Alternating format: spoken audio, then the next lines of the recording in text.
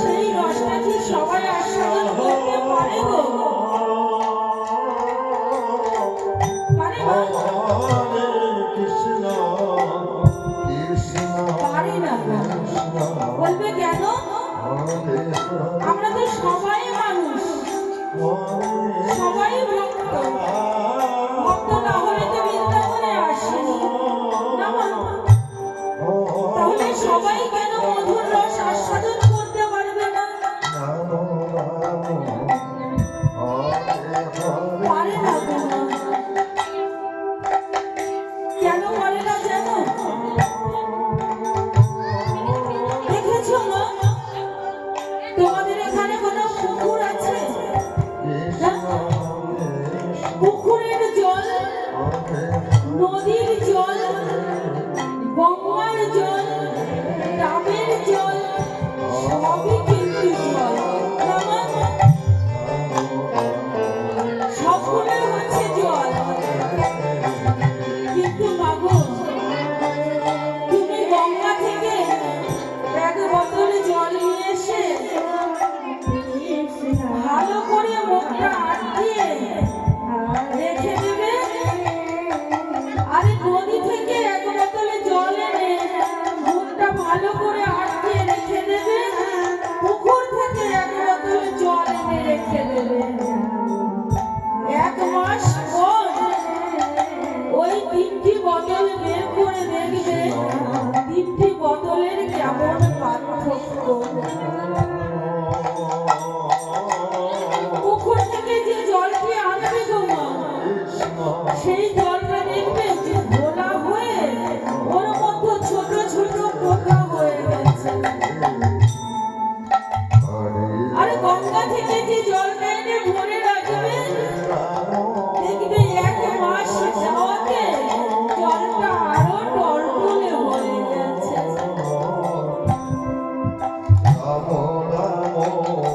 তাই বাবু মানুষের মধ্যেও এমন ভাগ আছে।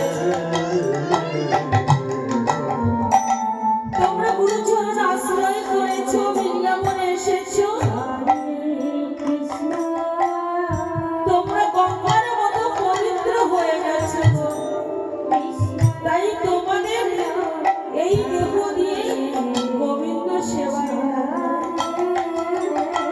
গঙ্গা জল গোবিন্দ সেবায় লাগে না। কিন্তু মাগো আমাদের মতো জীব,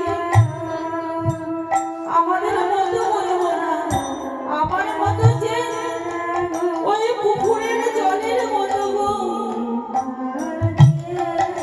মায়া পোকা হয়ে গেছে সরে গেছে। যদি সর্বদেহ মায়ায় আবদ্ধ হয়ে যাইব সেই দেহ দিয়ে তো আর গোবিন্দ সেবা হয় না।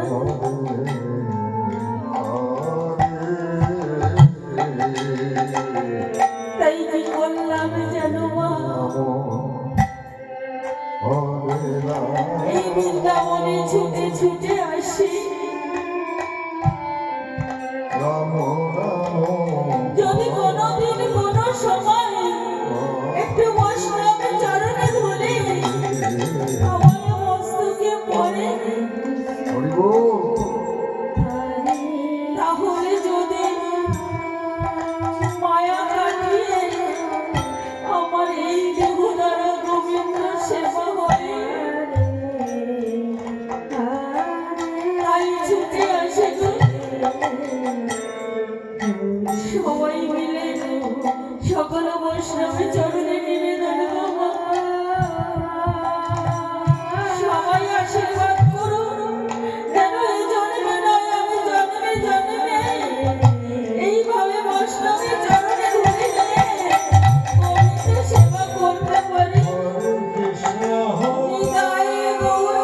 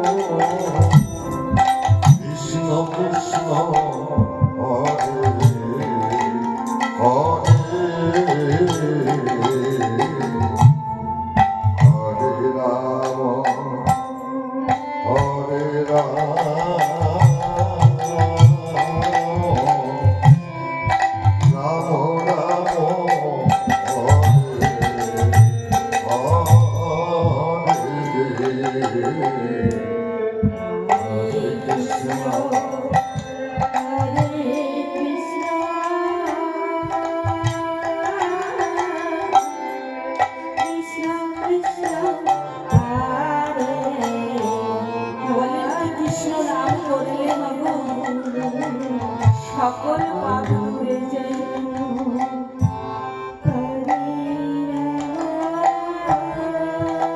কিন্তু কৃষ্ণ নাম করলে যে পাপ ধুয়ে যায় গো, কৃষ্ণ নামের যিনি নামে গো তাকে চিনতে হবে। এই কৃষ্ণ নামের যিনি নামে গো তাকে যে চিনতে না পেরেছে গো,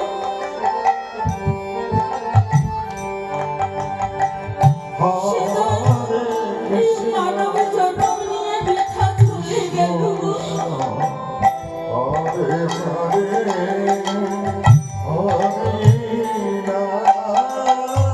বলবে বাবু কৃষ্ণ নামের আমার নামই আছে, আছে গো মা। বলবে তুমি কি দেখাতে পারবে? বাবু আমি হয়তো দেখাতে পারবো না। কৃষ্ণ নামের নামে দেখানো যায় গো। বলবে কেমন সে? বাবু একটা ছোট বট ফল, দেখেছো বট ফলগুলো কত ছোট হয়, গাছটা বড় হয় কিন্তু ফলগুলো কত ছোট ছোট, দেখেছো? যদি একটা শিশু বালক ওই একটা ফল কুড়িয়ে নিয়ে এসে মা তোমার হাতে দেয়, দিয়ে যদি বলে মাগো এই ফলের মধ্যে ওই বট গাছ আছে বলে দেখাও তো, ও মা দেখানো যায়, কিন্তু দেখানো যাবে গো সেই বট ফলটি সুন্দর একটা মাটির মধ্যে রোপণ করতে হবে। রোপণ করে সময় মতো জল আর সার দিতে হবে। তাহলে দেখবে ওই ছোট ফলটি থেকে আস্তে আস্তে অঙ্কুর হয়ে বড় একটা গাছ তৈরি হবে। শুধু বড় গাছ হবে না, এত বড় হবে তার ছায়াই আবার সকলে দিয়ে শান্তি করবে। এই কৃষ্ণ নামটিও তেমন গো, যদি সুন্দর এই দেহ মাটিতে রোপণ করা যায় গো, অন্তরের মধ্য থেকে আস্তে আস্তে অঙ্কুর হয়ে সেই গাছ আবার ওই দিনে বড় হয়ে ওঠে গো।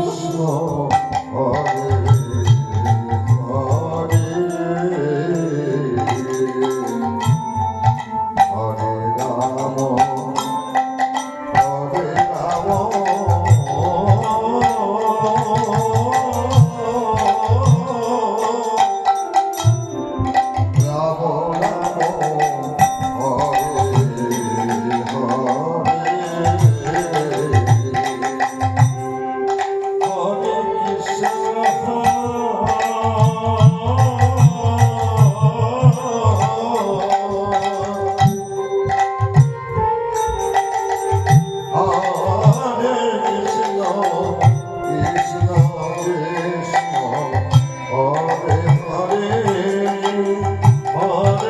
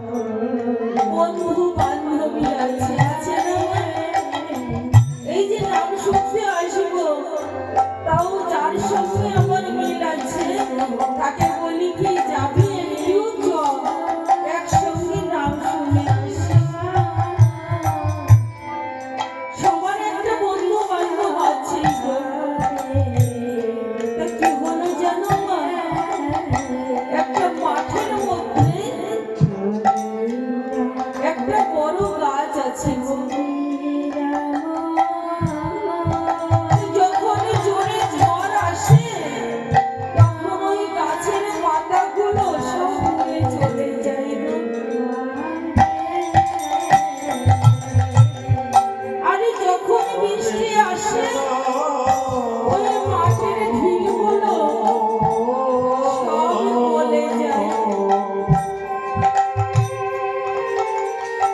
তো বললেন কি, হে গাছের পাতা, তুমি আমার সঙ্গে বন্ধুত্ব করবে? যখন বৃষ্টি আসবে পাতা তোমার গায়ের উপরে চেপে বসবো, আর যখন ঝড় আসবে তখন আমি তোমার গায়ের উপরে চেপে বসবো। মাগো, যখন ঝড় আসে ওই ঢিলটা দিয়ে পাতার উপরে বসে, আর যখন বৃষ্টি আসে তখন পাতাটা গিয়ে ঢিলের উপরে বসে। কি সুন্দর বন্ধুত্ব শুরু হয়েছে গো। ঝড়েও ক্ষতি হয় না, বৃষ্টিতেও ভিজতে হয় না, বেশ বন্ধুত্ব চলছে গো। একদিন কি হলো জানো মা, ঝড় বৃষ্টি একসঙ্গে এলো, তখন কোন বন্ধু কাকে রক্ষা করবে গো? তাই প্রভু বললেন, যদি বন্ধুত্ব করতে হয় তাহলে আমার সঙ্গে করো, অনাদি রাধে গোবিন্দের সঙ্গে বন্ধুত্ব করো। তোমার সংসারে যত ঝড় বৃষ্টি আসুক না কেন, দেখবে প্রভু নিজেই কৃপা করে রক্ষা করে দেবে। তাই